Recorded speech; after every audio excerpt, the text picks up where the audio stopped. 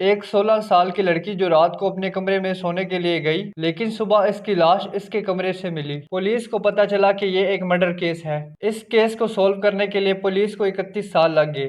فوان کوکس جو 24 مارچ 1973 میں Kansas city میں پیدا ہوئی۔ فوان کی 2 چھوٹی بہنیں تھیں جو اسی کے ساتھ رہتی تھیں۔ جب فوان چھوٹی تھی تب سے ہی اپنے پیرنٹس کی مدد کیا کرتی تھی۔ جب فوان 16 سال کی ہوئی تو اس نے لوکل امیوزمنٹ پارک میں پارٹ ٹائم جاب کرنا شروع کر دی۔ اس کا پریوار بہت غریب تھا اور چھوٹی بہنیں اسکول سے گھر آنے کے بعد پیسے کمانے کے لیے چھوٹی موٹی جاب کرتی تھی تاکہ گھر کا گزارا ہو سکے۔ فوان نے 1989 کی گرمیوں کی زیادہ تر چھٹیاں کام پر گزاری۔ 26 جولائی وینسڈے والی رات 10 بجے کے وقت فوان نے اپنی جاب شفٹ ختم کی۔ اس کی ماں اور چھوٹی بہن اسے لینے کے لیے آئیں۔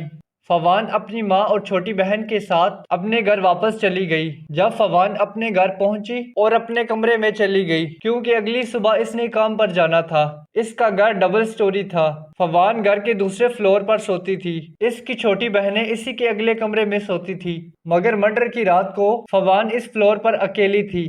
اگلی صبح 9 بجے سارے گھر والے اٹھے۔ فوان کے کمرے میں الارم کلاک بج رہا تھا۔ کافی دیر تک الارم کلاک ایسے ہی بجتا رہا۔ اس کی ماں اور چھوٹی بہن اس کے کمرے میں آئی تو دیکھا فوان بیڈ پر پڑی ہوئی ہے۔ اس کی ماں اور بہن دیکھ کر حیران رہ گئی۔ اس کی گردن پر چوٹ کا نشان تھا۔ اس کے پیرنٹس نے اسی ٹائم ایمبولینس کو کال کی۔ فوان کو ہاسپٹل لے جایا گیا۔ ڈاکٹر نے بتایا کہ فوان کچھ گھنٹے پہلے ہی مر چکی تھی۔ فوان کی میڈیکل رپورٹ میں آیا کہ گلا گھونٹ کر فوان کو مارا گیا تھا اور اس کا اپہرن بھی کیا گیا۔ پولیس نے ریئلائز کیا کہ یہ کیس اور ڈیفیکلٹ ہوتا جا رہا ہے۔ فوان کا قتل اسی کے روم میں ہوا تھا۔ یہ عجیب بات تھی کہ فوان کی آواز نہ اس کی ماں نے سنی اور نہ ہی اس کی چھوٹی بہن نے۔ اس کی اصل وجہ یہ بھی ہے کہ فرسٹ فلور پر ایئر کنڈیشنر بہت پرانا تھا اور اس کا شور بہت تھا۔ اس وجہ سے کسی نے بھی فوان کی آواز نہیں سنی۔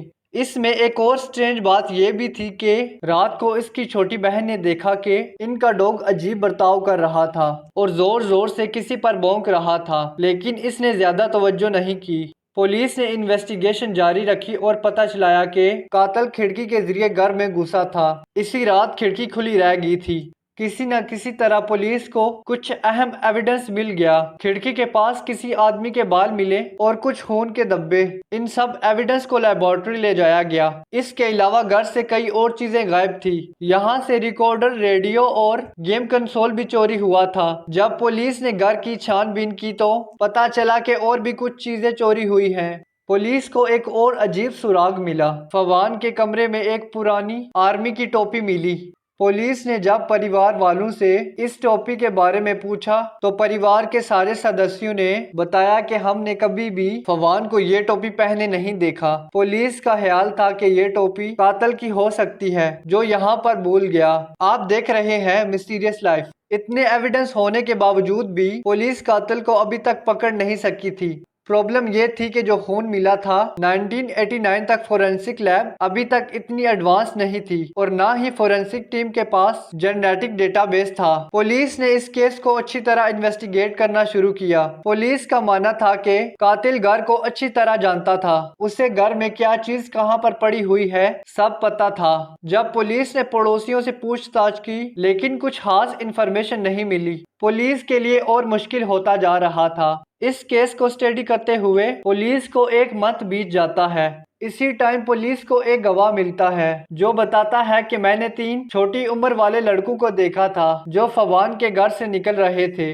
پولیس نے اور انویسٹیگیشن کی اور پتہ چلایا کہ یہ 3 لڑکے فوان کے کلاس فیلو تھے۔ ان لڑکوں کے گھر پر پولیس پہنچی اور لڑکوں سے انویسٹیگیشن کرنا شروع کی۔ ان 3 لڑکوں نے انکار کر دیا اور کہا کہ ہم فوان کے گھر نہیں گئے تھے۔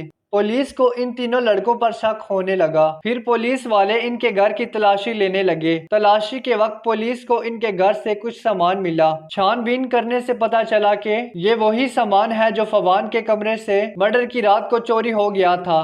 جس گواہ نے ان 3 لڑکوں پر الزام لگایا تھا وہ پیچھے ہٹ گیا اور لڑکوں نے بتایا کہ یہ سامان فوان نے خود دیا ہے۔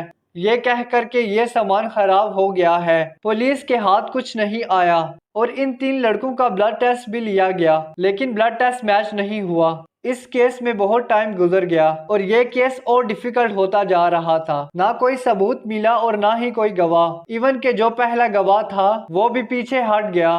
آہستہ آہستہ یہ کیس بند ہوتا گیا، لیکن 2000 کی دہائی میں پولیس نے اس کیس کو ری اوپن کیا۔ اب کی بار پولیس نے سب سے پہلا کام یہ کیا کہ انہوں نے ڈی این اے کے سیمپل جو کرائم سین سے ملے تھے کوڈیز ڈیٹا بیس پر بھیج دیے، اور پولیس نے کورٹ سے ریکویسٹ کی کہ ان 3 لڑکوں کے ڈی این اے سیمپل دوبارہ لیے جائیں۔ کورٹ نے اجازت دے دی۔ پولیس نے ان 3 لڑکوں کے ڈی این اے ٹیسٹ دوبارہ لیے اور بھی میڈیکل ٹیسٹ کرائے گئے، لیکن ڈاکٹر نے پھر سے وہی کہا کہ ان میں سے کسی ایک کا بھی ڈی این اے میچ نہیں کر رہا، اور نہ ہی وہ بال جو کھڑکی کے پاس سے ملے تھے۔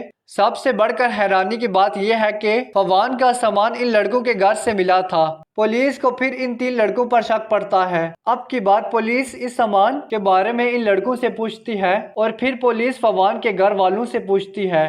گھر والوں کا کہنا ہے کہ یہ سامان فوان نے کسی کو نہیں دیا تھا، بلکہ فوان کے کمرے میں ہی تھا۔ پولیس اور انویسٹیگیشن کرتی ہے اور پتہ چلتا ہے کہ ان 3 لڑکوں نے ہی چوری کی تھی، اور ان کے ساتھ ایک اور آدمی بھی تھا۔ یہ 3 تو چوری کر کے واپس چلے گئے، لیکن وہ آدمی وہی تھا۔ ان سب نے اور بھی سوالات کھڑے کر دیے۔ لڑکوں کا کہنا تھا کہ ہم چاروں گھر سے آ گئے تھے۔ پولیس کو ان 4 لڑکوں کے خلاف کوئی ایویڈنس نہیں مل رہا تھا، اور نہ ہی اصل قاتل کا پتہ چل رہا تھا۔ وقت گزرتا گیا، یہ کیس پھر ایک بار رک گیا۔ 2018 کے بعد یہ کیس ایف بی آئی کے پاس چلا گیا۔ ایف بی آئی نے انویسٹیگیشن کرنا شروع کر دی۔ ایف بی آئی نے جو فلور پر خون ملا تھا اس کا سیمپل لیا۔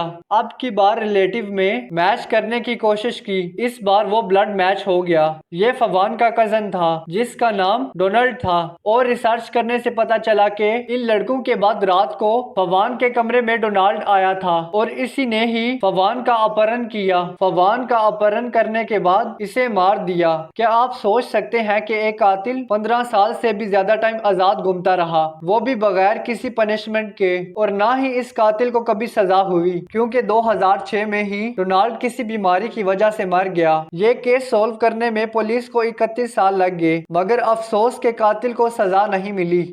مور انفارمیٹیو ویڈیو دیکھنے کے لیے ہمارے چینل کو سبسکرائب کریں۔ Thanks for watching.